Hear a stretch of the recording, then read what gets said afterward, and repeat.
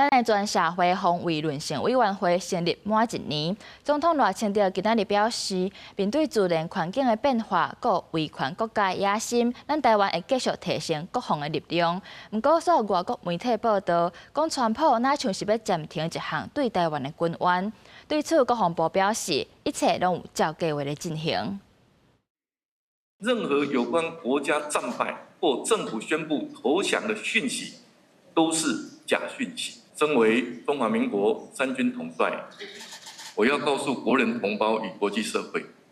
这就是台湾的立场。特别点出新版全面国防手册内容，总统赖清德表示，面对极端气候带来灾害，甲面对中国为主的威权体系威胁，咱无时间等待，赶紧加速准备。全社会防卫论政委员会成立满周年，20项国际论坛方式登场，后比一俄顶国代表也来响应。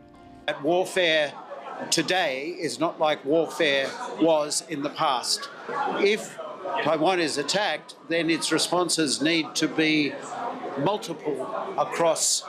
physical warfare, through to cyber warfare, through to social media warfare.